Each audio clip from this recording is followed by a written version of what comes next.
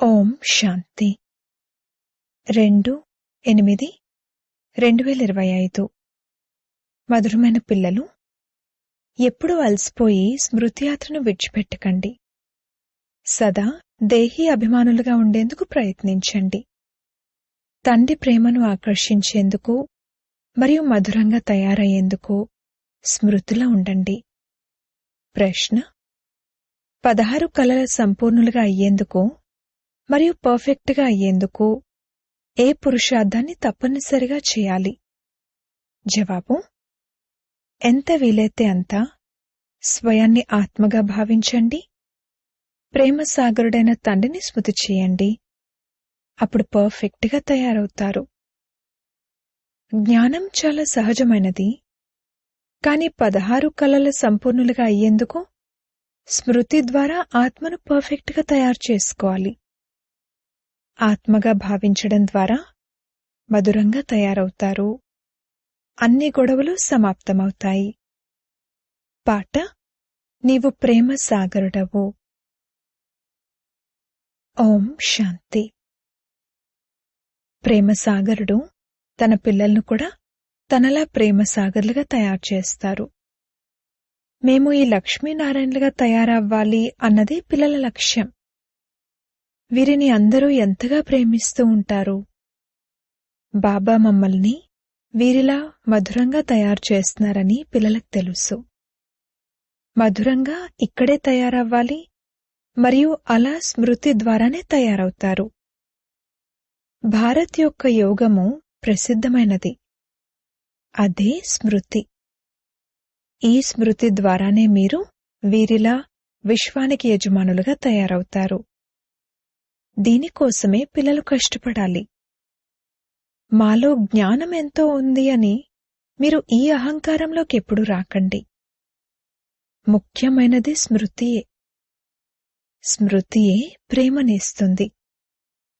చాలా మధురంగా, చాలా ప్రియంగా అవ్వాలనుకుంటే, ఉన్నత పదవిని పొందాలనుకుంటే కష్టపడండి. లేకపోతే చాలా పశ్చాత్తాపడతారు. ఎందుకంటే చాలా మంది పిల్లలు స్మృతిలో ఉండలేకపోతున్నారు. ఇక అలసిపోయి స్మృతి చేయడం మానేస్తారు. ఒకటేమో దేహీ అభిమానులుగా అయ్యేందుకు చాలా ప్రయత్నం చేయండి. లేకపోతే చాలా తక్కువ పదవిని పొందుతారు. ఇంత మధురంగా ఇంకెప్పుడు తయారవ్వరు. చాలా తక్కువ మంది పిల్లలు తండ్రిని ఆకర్షిస్తారు. ఎందుకంటే వారు స్మృతిలో ఉంటారు. కేవలం తండ్రి స్మృతి మాత్రమే కావాలి. ఎంతగా స్మృతి చేస్తారో అంతగా చాలా మధురంగా తయారవుతారు. ఈ లక్ష్మీనారాయణలు కూడా తమ గత జన్మలో ఎంతో స్మృతి చేశారు. స్మృతి ద్వారానే మధురంగా తయారయ్యారు. సత్యుగి సూర్యవంశీయులు మొదటి నంబర్లో ఉన్నారు. చంద్రవంశీయులు 2వ నంబర్లో ఉన్నారు. ఈ లక్ష్మీనారాయణలు చాలా ప్రియంగా అనిపిస్తారు. ఈ లక్ష్మీనారాయణల ముఖ కవళికలకు మరియు సీతారాముల ముఖ కవళికలకు మధ్యన ఎంతో తేడా ఉంటుంది. ఈ లక్ష్మీనారాయణలపై ఎప్పుడూ ఎవరూ ఏ కళంకమూ మోపలేదు. శ్రీకృష్ణుడిపై పొరపాటున కళంకాలు మోపారు. అలాగే సీతారాములపై కూడా కళంకాలు మోపారు. తండ్రి అంటారు, ఎప్పుడైతే నేను ఆత్మను అని భావిస్తారో అప్పుడే చాలా మధురంగా తయారవుతారు. స్వయాన్ని ఆత్మగా భావిస్తూ తండ్రిని స్మృతి చేయడంలోనే ఎంతో ఆనందం ఉంది. ఎంతగా స్మృతి చేస్తారో అంతగా సతోప్రధానులుగా 16 కళల సంపూర్ణులుగా తయారవుతారు.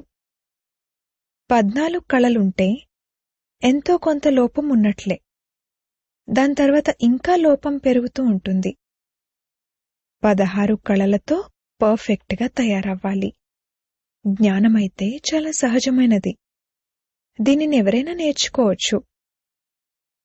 84 జన్మలో కల్పకల్పము తీసుకుంటూ వచ్చారు.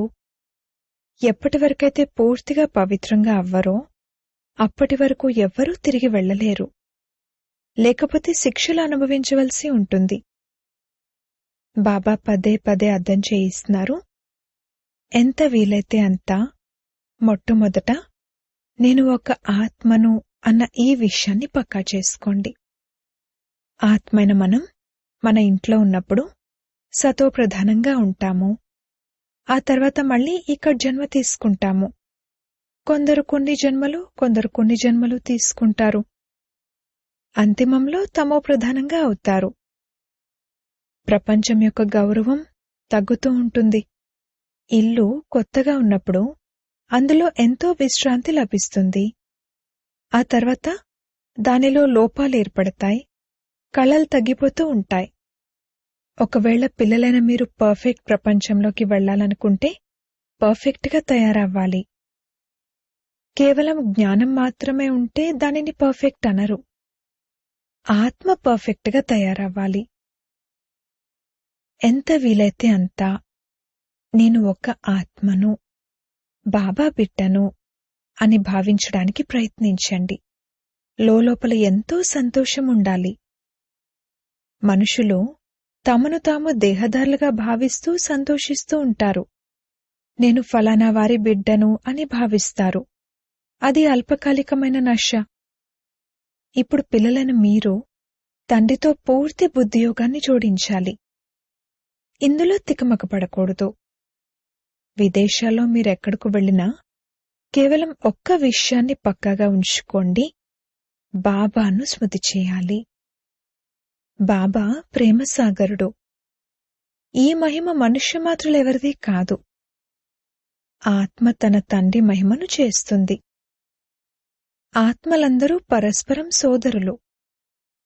అందరికీ తండ్రి ఒక్కరే. తండ్రి అందరికీ చెప్తున్నారు, పిల్లలు, మీరు సతోప్రధానంగా ఉండేవారు. మీరే ఇప్పుడు తమోప్రధానంగా అయ్యారు. తమోప్రధానంగా అవ్వడం వలన మీరు దుఃఖితులుగా అయ్యారు.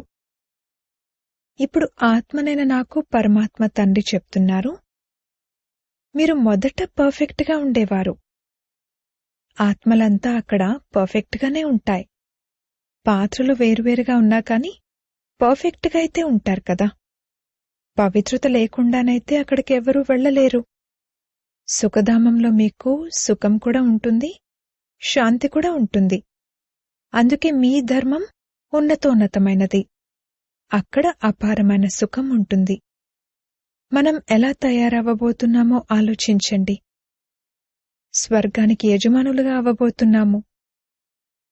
అది వజ్రతుల్యమైన జన్మ. ఇప్పుడు ఇది గవ్వ వంటి జన్మ. ఇప్పుడు తండ్రి స్మృతిలో ఉండాలి అన్న సూచన ఇస్తున్నారు. మీరొచ్చి మమ్మల్ని పతితం నుండి పావనంగా తయారు చేయండి అని మీరు పిలుస్తారు. సత్యుగంలో సంపూర్ణ నిర్వికారులుంటారు.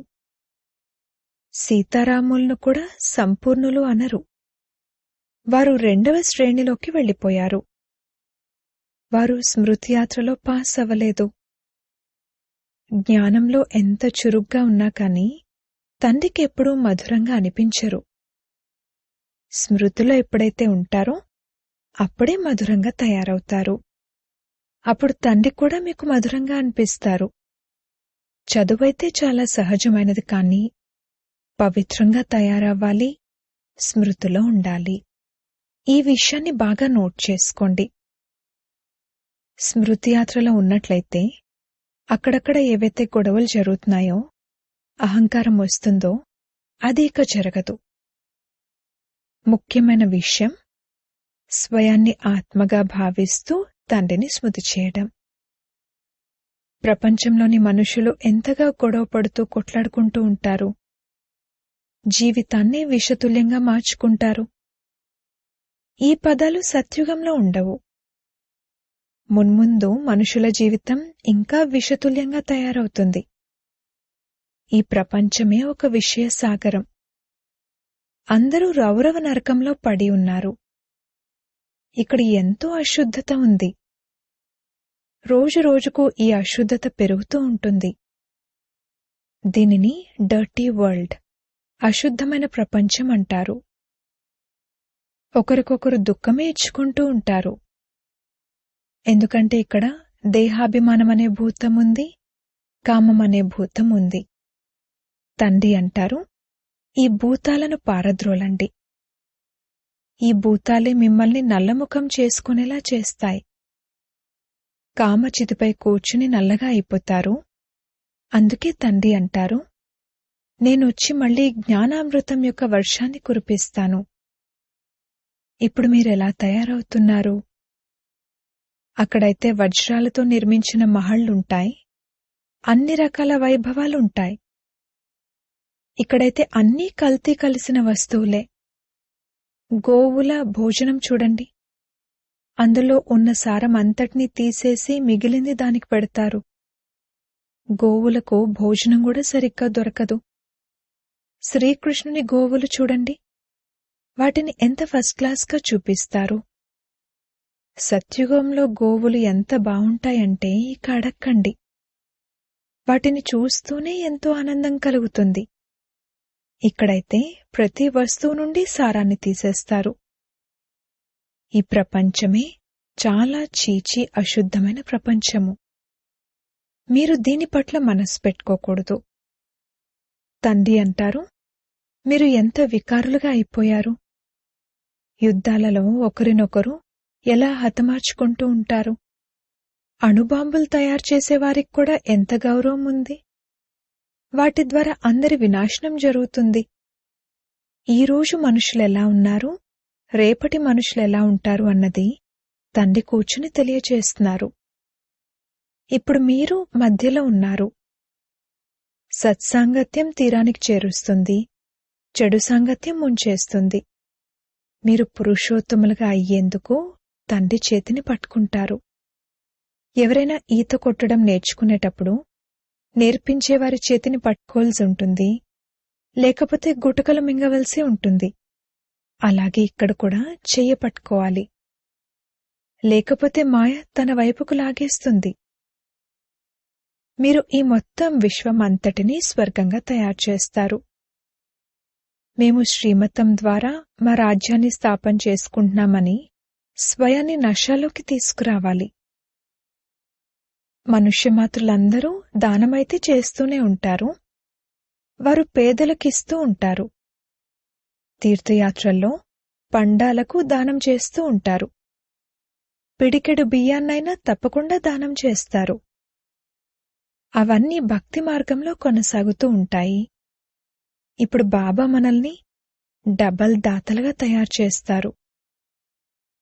తండ్రి అంటారు, 3 అడుగుల నేలపై మీరు ఈ ఈశ్వరీయ యూనివర్సిటీని, ఈశ్వరీయ హాస్పిటల్ను తెరవండి. ఇందులోకి మనుషులొచ్చి 21 జన్మల కొరకు ఆరోగ్యాన్ని పొందుతారు. ఈ ప్రపంచంలో ఎలాంటి అనారోగ్యాలుంటాయో చూడండి. అనారోగ్యం వలన ఎంత దుర్గంధం ఏర్పడుతుంది. హాస్పిటల్ చూసినట్లయితే అయిష్టం కలుగుతుంది. కర్మభోగం ఎంతగా ఉంది.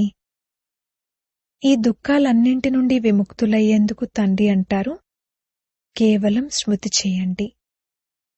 నేను మీకింకే కష్టమూ ఇవ్వను. పిల్లలు చాలా కష్టాలు అనుభవించారని బాబాకు తెలుసు. వికారి మనుషులవి ముఖ కవళికలే మారిపోతాయి. వారి పూర్తిగా శవాల్లా మారిపోతారు. ఉదాహరణకు మద్యం తాగేవారు మద్యం లేనిదే ఉండలేరు. మద్యంతో చాలా నష ఎక్కుతుంది, కాని అది అల్పకాలికమైనది. దానివల్ల వికారి మనుషుల ఆయుష్ కూడా ఎంత తగ్గిపోతుంది. నిర్వికారి దేవతల ఆయుష్ సగటున 125 నుండి 150 సంవత్సరాల వరకు ఉంటుంది. సదా ఆరోగ్యవంతులుగా అయినట్లయితే ఆయుష్ కూడా పెరుగుతుంది కదా. శరీరం నిరోగిగా అయిపోతుంది. తండ్రిని అవినాశీ సర్జన్ అని కూడా అంటారు. జ్ఞాన ఇంజెక్షన్ను సద్గురువు ఇవ్వడంతో అజ్ఞానాంధకారం వినాశనమైపోతుంది. తండ్రిని తెలుసుకోలేదు కావున అజ్ఞానాంధకారం అని అనడం జరుగుతుంది. ఇది భారతవాసుల విషయమే. క్రైస్ట్ విషయంలో వారు ఫలానా సంవత్సరంలో వచ్చారు అన్నది తెలుసు. వారి వద్ద ఆ తారీఖుల లిస్టంతా ఉంది. పోప్లు ఏ విధంగా నంబర్వారుగా ముఖ్య ఆసనంపై కూర్చుంటారు అనేది వారికి తెలుసు. ఒక్క భారత్కు మాత్రమే ఎవరి చరిత్ర గురించి తెలీదు. ఓ దుఃఖహర్త సుఖకర్త పరమాత్మ, ఓ మాతాపిత అని పిలుస్తారు కూడా. అచ్చా, మరి మాతాపితల చరిత్రను గురించి చెప్పండి అని అడిగితే వారికేమీ తెలీదు. ఇది పురుషోత్తమ సంగమయుగమని మీకు తెలుసు. మనమిప్పుడు పురుషోత్తములుగా తయారవుతున్నాం కావున పూర్తిగా చదువుకోవాలి.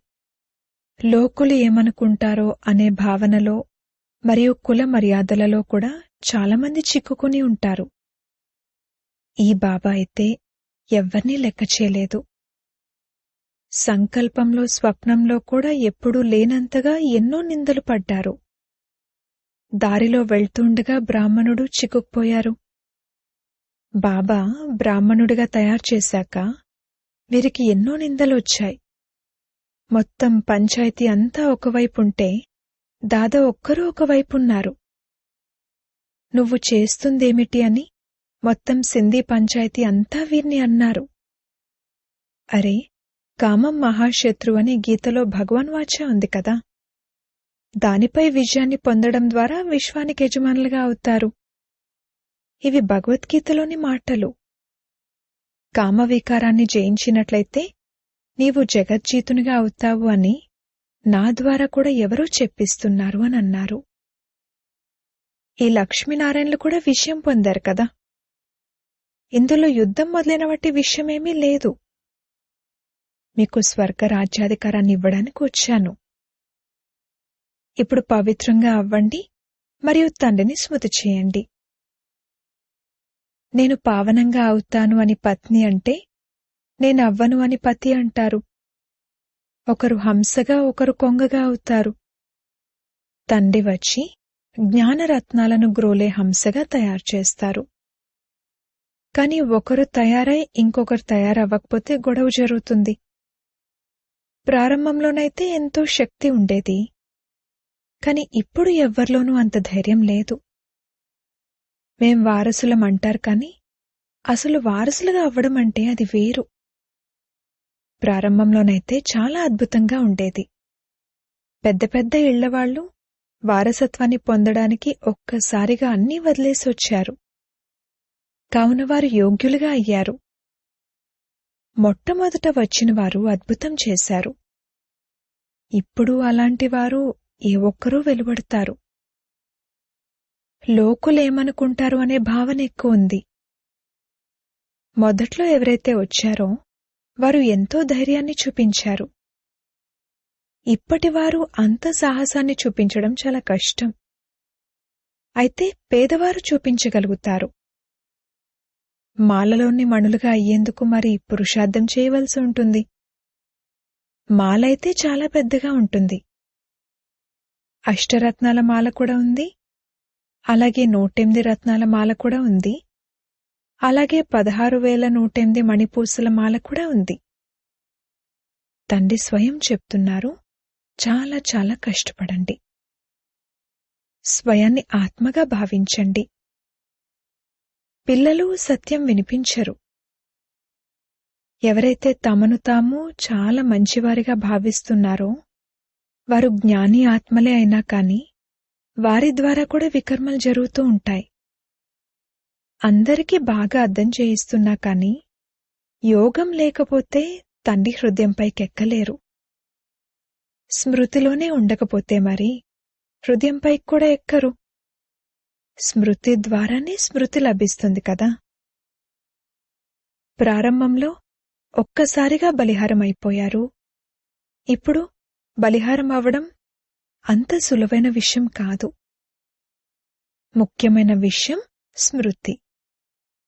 అప్పుడే సంతోషమనే పాదరసం పైకెక్కుతుంది. ఎంతగా కళలు తగ్గిపోతూ వచ్చాయో అంతగా దుఃఖం పెరుగుతూ వచ్చింది. ఇప్పుడు మళ్లీ ఎంతగా కళలు పెరుగుతాయో అంతగా సంతోషమనే పాదరసం పైకెక్కుతుంది. అంతిమంలో మీకు అన్నీ సాక్షాత్కారం అవుతాయి. ఎక్కువ స్మృతి చేసేవారు ఏ పదవిని పొందుతారో మీరు చూస్తారు. చివర్లో ఎన్నో సాక్షాత్కారాలవుతాయి. ఎప్పుడైతే వినాశనం అవుతుందో అప్పుడు మీరు స్వర్గ సాక్షాత్కారాలనే హల్వాను తింటారు. బాబా పదే పదే అర్థం చేయిస్తున్నారు, స్మృతిని పెంచండి. ఎవరికైనా కొద్దిగా అర్థం చేయించినంత మాత్రాన బాబా దానికేమీ సంతోషించరు. ఒక పండితుని కథ కూడా ఉంది కదా. రామా రామా అన్నట్లయితే సముద్రాన్ని దాటి వెళ్ళొచ్చు అనేవారు. నిశ్చయంలోనే విజయం ఉంది అన్న విషయాన్ని చెప్పేందుకు ఈ ఉదాహరణ ఇస్తారు. తండ్రిపై సంశయం వచ్చినట్లయితే వినాశనమైపోతారు. తండ్రి స్మృతి ద్వారానే పాపాలు నశిస్తాయి. అందుకే రాత్రింబవళ్ళు స్మృతి చేయడానికి ప్రయత్నిస్తూ ఉండాలి. అప్పుడు కర్మేంద్రియాలలో ఉన్న చంచలత్వం సమాప్తమైపోతుంది. ఇందులో ఎంతో శ్రమ ఉంది. స్మృతి చాట్ సరిగ్గా లేని వారెంతో మంది ఉన్నారు. అనగా పునాదే సరిగ్గా లేదు. ఎంత వీలైతే అంత ఎలాగో అలాగా స్మృతి చేస్తూ ఉండాలి. అప్పుడే సతో ప్రధానులుగా 16 కళల సంపూర్ణులుగా తయారవుతారు. పవిత్రతతో పాటు స్మృతియాత్ర కూడా కావాలి. పవిత్రంగా ఉండడం ద్వారానే స్మృతిలో ఉండగలుగుతారు. ఈ పాయింట్ను బాగా ధారణ చేయండి. తండ్రి ఎంతటి నిరహంకారి! మున్ముందు అందరూ మీ చరణాలపై తల వంచుతారు. ఈ మాతలు తప్పకుండా స్వర్గద్వారాలు తెరుస్తారు అంటారు. స్మృతి యొక్క పదును ఇప్పుడు తక్కువగా ఉంది. ఏ దేహదాన్ని స్మృతి చేయకూడదు. తమో ప్రధానం నుండి సతో ప్రధానంగా అవ్వడంలోనే శ్రమ ఉంది. అచ్చా, మధురాతి మధురమైన సిక్కిలదే పిల్లలకు మాతా పిత బాప్దాదాల ప్రియ స్మృతులు మరియు గుడ్ మార్నింగ్. ఆత్మిక పిల్లలకు ఆత్మిక తండ్రి నమస్తే. ధారణ కొరకు ముఖ్య సారము. మొదటి పాయింట్, ఈ పతిత చీచి దుఃఖమయమైన ప్రపంచం పట్ల మనసు పెట్టుకోకూడదు. ఒక్క తండ్రి చేతిని పట్టుకుని దీనిని దాటి వెళ్ళాలి. రెండవ పాయింట్, మాలలోని మణిపూసగా అయ్యేందుకు ఎంతో సాహసాన్ని ఉంచి పురుషార్థం చేయాలి. జ్ఞానరత్నాలను గ్రోలే హంసలుగా అవ్వాలి. ఏ వికర్మలు చేయకూడదు. వరదానము, నిమిత్త భావం ద్వారా సేవలో సఫలతను ప్రాప్తి చేసుకునే శ్రేష్టమైన సేవాదారి భవ. నిమిత్త భావం సేవలో స్వతహాగానే సఫలతను ప్రాప్తింపజేయిస్తుంది. నిమిత్త భావం లేకపోతే సఫలత ఉండదు. శ్రేష్టమైన సేవాదారులు అనగా ప్రతి అడుగును తండ్రి అడుగుపై వేసేవారు, ప్రతి అడుగును శ్రేష్ఠ మతంపై శ్రేష్టంగా తయారు చేసుకునేవారు. ఎంతగా సేవలో మరియు స్వయంలో వ్యర్థం సమాప్తమైపోతుందో అంతగానే సమర్థులుగా అవుతారు. మరియు సమర్థ ఆత్మ ప్రతి అడుగులోనూ సఫలతను ప్రాప్తి చేసుకుంటుంది. ఎవరైతే స్వయం కూడా సదా ఉల్లాస ఉత్సాహాలతో ఉంటారో మరియు ఇతరులకు కూడా ఉల్లాస ఉత్సాహాలను ఇప్పిస్తారో వారే శ్రేష్టమైన సేవాదారులు. స్లోగన్: ఈశ్వరీయ సేవలో స్వయాన్ని ఆఫర్ చేసుకున్నట్లయితే అభినందనలు లభిస్తూ ఉంటాయి. అవ్యక్త సూచనలు: సహజ యోగిగా అవ్వాలంటే పరమాత్మ ప్రేమ యొక్క అనుభవీలుగా అవ్వండి. ఈ పరమాత్మ ప్రేమ అనే దారం దూర దూరాల నుండి లాక్కుని తీసుకొస్తుంది. ఇది ఎంతటి సుఖదాయకమైన ప్రేమ అంటే, ఈ ప్రేమలో ఒక్క క్షణమైనా మైమర్చిపోయినట్లయితే అనేక దుఃఖాలను మర్చిపోతారు మరియు సదాకాలం కొరకు సుఖపు ఊయలలో ఊగటం మొదలుపెడతారు. తండ్రికి పిల్లలైన మీ పట్ల ఎంత ప్రేమ ఉందంటే, వారు జీవితంలోని సుఖశాంతుల మనోకామనలన్నింటినీ పూర్తి చేస్తారు. తండ్రి కేవలం సుఖాన్నివ్వడమే కాదు, సుఖపు భాండాగారానికి యజమానులుగా తయారు చేస్తారు. ఓం శాంతి.